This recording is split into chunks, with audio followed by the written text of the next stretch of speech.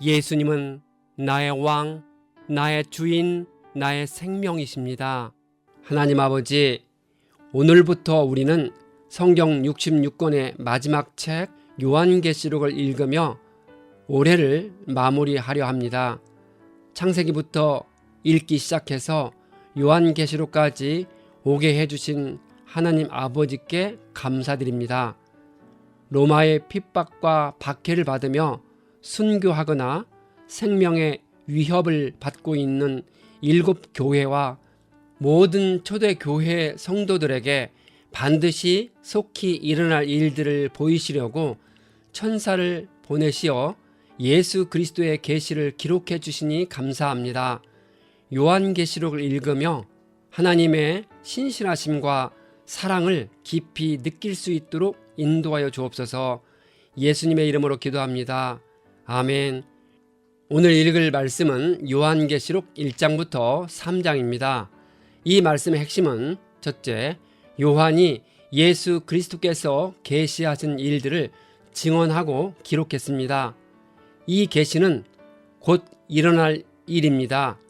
둘째, 하나님은 알파와 오메가로 이제도 있고 전에도 있고 장차 오실 전능하신 분이십니다.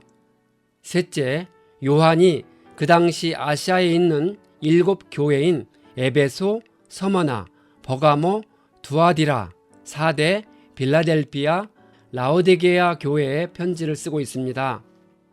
요한계시록 개관, 요한계시록은 예수 그리스도의 계시이며 하나님이 반드시 속히 일어날 일을 종들에게 보이시려고 천사를 요한에게 보내 알게 하신 글입니다. 이 책은 요한이 로마 황제 도미티안의 박해가 심할 때 밤모섬에 유배되어 있던 그에게 초림과 재림 전인 종말에 일어날 일들을 묵시 혹은 계시로 보여주신 것입니다. 또한 소아시아 7교회에 쓴 편지로 그 당시 사건과 앞으로 될 일을 보여주는 예언의 성격을 띠고 있습니다. 창세기에는 인류와 세상의 시작이 기록되어 있고 요한계시록에는 인류와 세상의 끝이 기록되어 있습니다. 또 예수 그리스도의 언약의 성취와 완성을 보여주는 주님의 재림이 기록되어 있습니다. 이 책의 마지막 부분에는 하나님이 새 하늘과 새 땅을 만드셔서 하나님의 장막에서 살아가시겠다는 의지가 기록되어 있습니다. 요한계시록은 총 22장으로 되어 있습니다. 이 책의 1장부터 22장의 주요 내용을 정리하겠습니다. 1장은 서론입니다.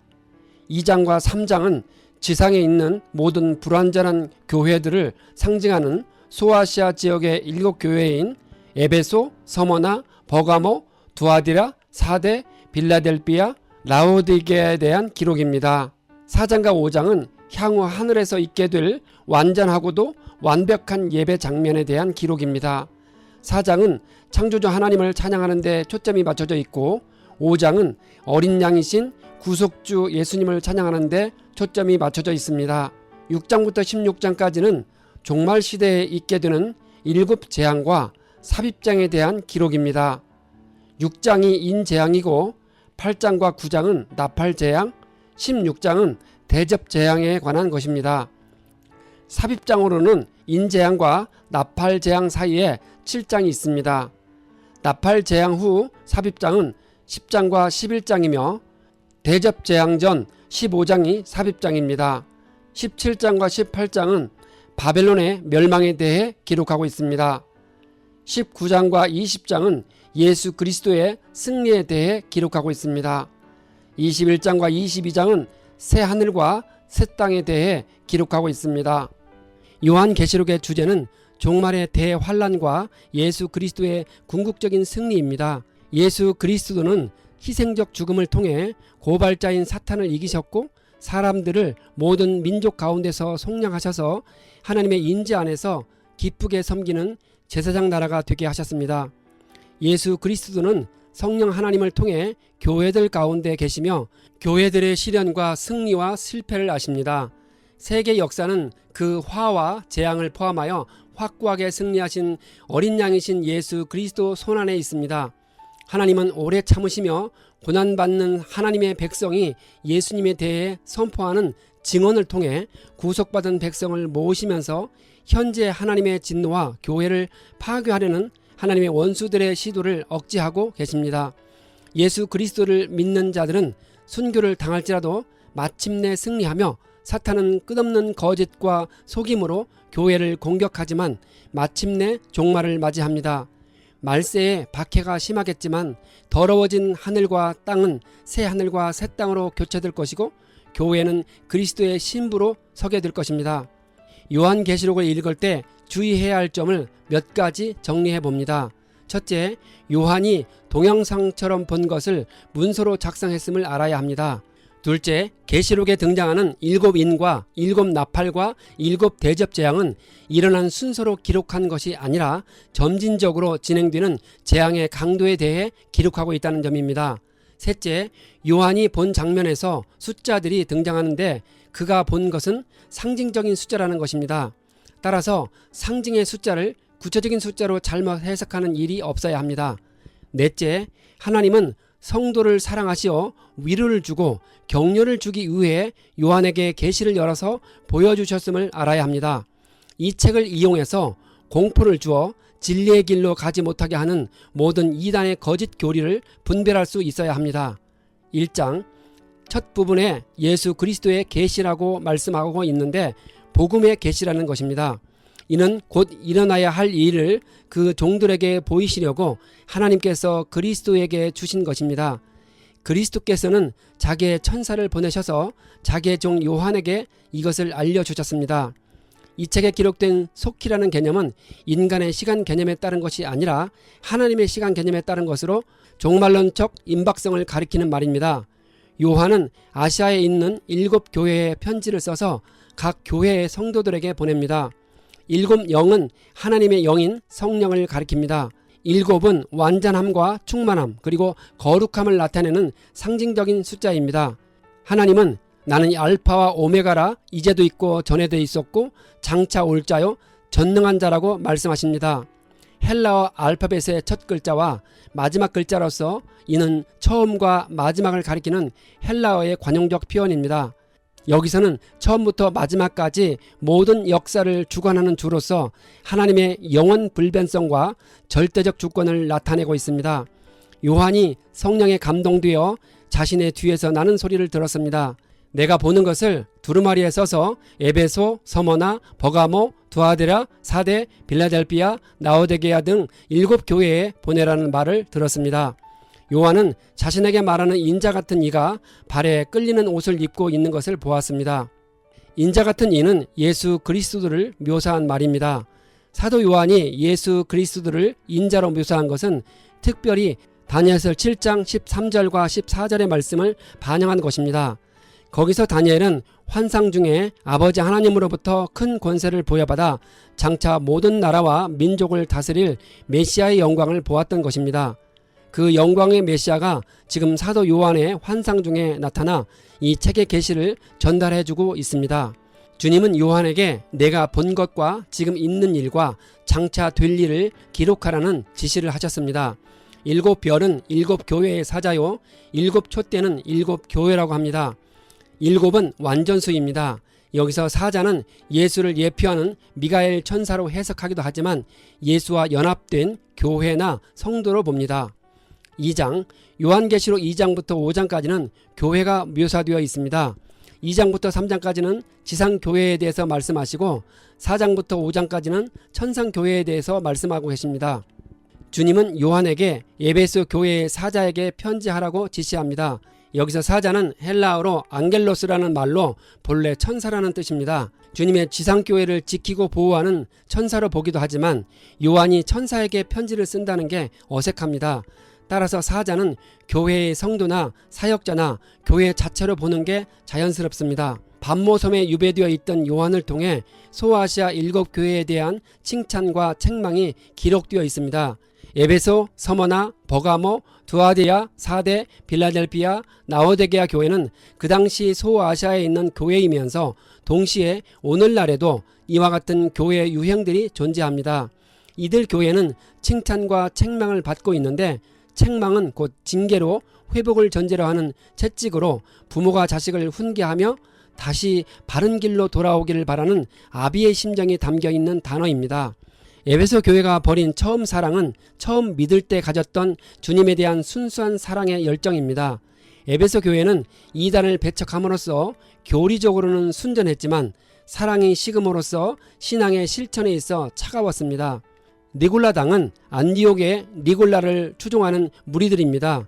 이들은 니골라의 거짓 가르침에 따라 복음 안에서 주어진 그리스도인의 자유를 남용하고 악용하여 도덕 무용론과 폐기론을 주장하였습니다.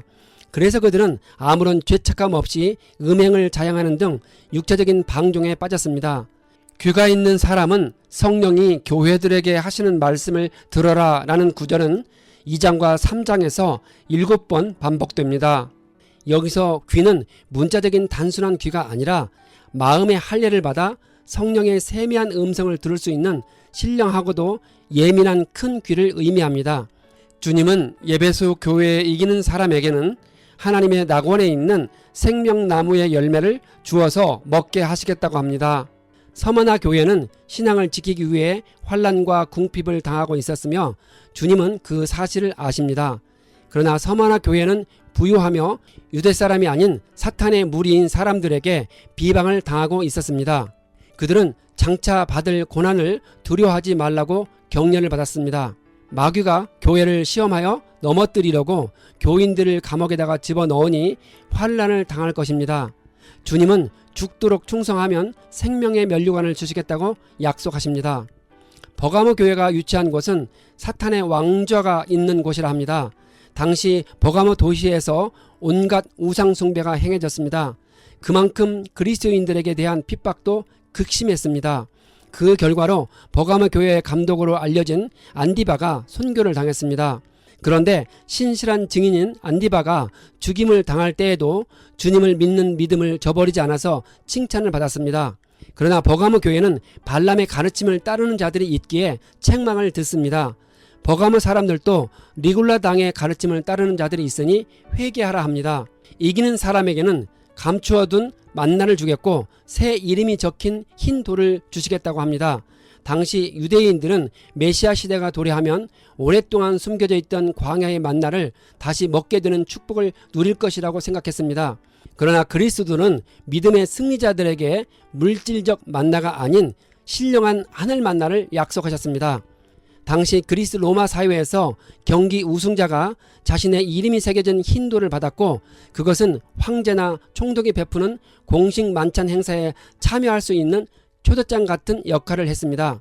이런 개념하에서 그리스도 역시 믿음의 경주에서 승리한 자들에게는 하늘 아버지가 베푸는 어린 양의 혼인잔치에 참여할 수 있는 그의 새 이름이 새겨진 흰 돌을 줄 것이라고 약속하셨습니다. 두아디라 교회는 바른 행위와 사랑과 믿음과 섬김과 오래 참음을 칭찬받습니다. 그들은 나중 행위가 처음 행위보다 더 훌륭하다고 칭찬받습니다. 그러나 이세벨이라는 여자를 용납한 것으로 꾸중 듣습니다. 본래 그녀는 바알 우상 숭배를 장려한 이스라엘의 아합 왕의 아내인 왕후였습니다. 여기서는 신자들을 음란한 우상 숭배의 길로 미혹하는 거짓 선생으로 비유되었습니다.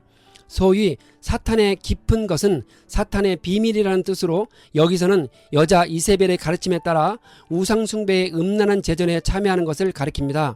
이런 이세벨의 제전을 포함하여 그 당시 우상 숭배의 여러 제전들은 종종 비밀이라는 말로 불렸고 그 비밀의 지식을 알기 위해서는 그 제전에 직접 참여해야 한다고 미혹했습니다. 주님은 새벽별을 주시겠다고 약속하십니다. 새벽별은 그리스도를 가리키는 별명입니다. 이 별명은 그리스도의 떠오르는 권세와 통치의 이미지를 보여줍니다. 더불어 이는 어둠 속에 있는 자들에게 생명과 소망의 빛을 바란다는 이미지를 갖고 있습니다. 3장 사대는 남은 물건이라는 뜻으로 루디아 왕국의 수도였습니다.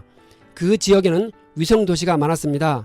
사대 지역에는 양철 가공업, 염색업, 보색 공예가 발달했고 최초로 금은 주화가 주조되었던 곳입니다. 그만큼 부에 따른 사치와 부도덕은 심했습니다. 4대 교회는 살아있다는 이름은 있으나 실상은 죽은 것 같다는 평가를 받습니다. 이는 4대 근처에 있는 공동묘지를 빗대어 말씀하신 것입니다. 4대 교회는 행위의 온전함이 없었으며 살아있으나 죽은 교회의 전형적인 모델입니다. 형태는 있으나 속빈 강정처럼 빈 껍데기였다는 것입니다. 자기의 의의를 드러내는 행위는 많으나 은혜에 대한 감사가 없었다는 것입니다. 그러나 4대 교회에는 자기 옷을 더럽히지 않은 사람 몇이 있다고 합니다. 그들은 그리스도인으로서 명예를 지키고 신앙의 정절을 지킨 자들을 의미합니다. 흰옷은 정결과 승리의 상징이기도 합니다. 이기는 사람은 이와 같이 흰옷을 입을 것인데 이런 사람의 이름을 생명책에서 남겨놓고 아버지 앞과 아버지의 천사들 앞에서 그의 이름을 시인하겠다고 합니다. 생명책에는 예수 그리스도를 자신의 구주로 영접한 자들의 이름이 기록되어 있습니다.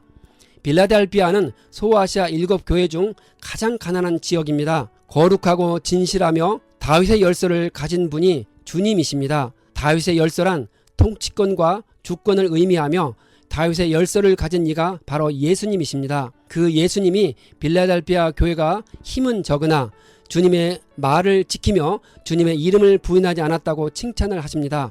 사탄의 무리에 속한 자들을 빌라델피아 교회에 맡기시겠다고 하십니다. 아브라함의 후손임을 자랑하는 육적인 유대인들은 스스로 선민임을 자랑하면서 주의 복음과 교회를 핍박했습니다. 하지만 실상 그들은 겉만 유대인인 자칭 유대인으로서 아브라함의 믿음에 후손된 참 유대인들을 박해하는 사탄의 집단이었습니다. 주님이 속히 임하시는 돌발적 재림 앞에서 하나님의 계명과 예수 믿음을 굳게 붙잡고 생명의 면류관을 빼앗기지 않도록 선한 싸움을 싸우라 합니다. 이기는 자는 성전의 기둥이 될 것이라 합니다. 두 기둥이란 역대하 3장 15절에서 17절 말씀에 야긴과 보아스를 의미합니다. 이는 성도가 하나님의 말씀으로 견고해지며 세워지고 하나님께 기도함으로써 능력을 입어 흔들리지 않게 된다는 의미입니다. 라오디게아는 히에라볼리 남쪽 10km, 골로새 서쪽 16km에 있습니다. 도시는 물이 부족하여 히에라볼리에서 온천물을, 골로새에서는 냉수를 끌어다 썼습니다. 라오디게아는 돈이 아주 많아 로마 정부 지원 없이 자력으로 수로를 깔 수 있었습니다. 주님은 라오디게아 교회가 차지도 않고 뜨겁지도 않다고 책망하십니다. 골로새에서 수로를 통해 오는 차가운 물처럼 차든지 히에라볼리에서 오는 뜨거운 온수처럼 뜨겁든지 하라는 말입니다. 차갑거나 뜨거운 온천은 나름대로 유용했습니다. 차가운 물은 상쾌한 회복을 선사했고 온천의 뜨거운 물은 건강과 위생에 좋았습니다. 하지만 미지근한 온천의 물은 상대적으로 별 쓸모가 없었습니다. 여기서 차지도 뜨겁지도 않은 자들은 미지근한 상태에 있는 자로 무사 안일주의에 빠져 세상과 타협하며 습관적으로 종교생활을 하면서도 괜찮다고 생각하는 자들입니다. 이들은 하나님을 사랑하지도 싫어하지도 않는 어정쩡한 상태에 있었습니다. 하나님은 이렇게 차갑지도 않고 뜨겁지도 않은 자들을 토하여 내치시겠다고 합니다. 이는 석회가 다량으로 함유된 온천물을 먹으면 구토가 생기는 것을 두고 한 말입니다. 주님은 라오디게아 사람들이 부유하고 부족한 것이 없다고 뻐기고 있지만 영적으로 가난하고 벌거벗은 것을 알지 못한다고 책망하십니다. 이 말씀은 첫째, 시련을 상징하는 불로 연단의 과정을 거쳐 순금이 되듯 하나님께만 집중하는 영적으로 부유한 사람이 되라는 뜻입니다. 둘째, 흰옷을 사서 수치를 보지 않게 하라는 것은 모직물의 명산지였던 그 지역을 향해 빛의 갑옷, 그리스도의 의의 옷을 예표하는 흰옷을 입어 정결함과 승리를 얻으라는 말씀입니다.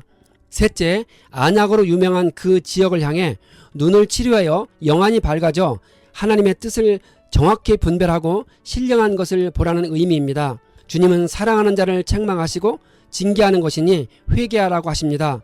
주님은 문 밖에 서서 두드린다고 하십니다. 누구든지 주님의 음성을 듣고 문을 열면 주님이 그곳으로 들어가시어 그와 더불어 먹고 마시겠다고 하십니다. 주님은 예전부터 지금까지 계속해서 두드리고 계십니다. 로마 시대에 전쟁에서 승리하고 돌아오는 장군을 왕의 보호자 옆에 앉게 했습니다. 승리한 장군이라는 의미입니다. 주님은 우리도 승리하고 돌아오면 예수님과 함께 앉게 해 주시겠다고 약속하셨습니다.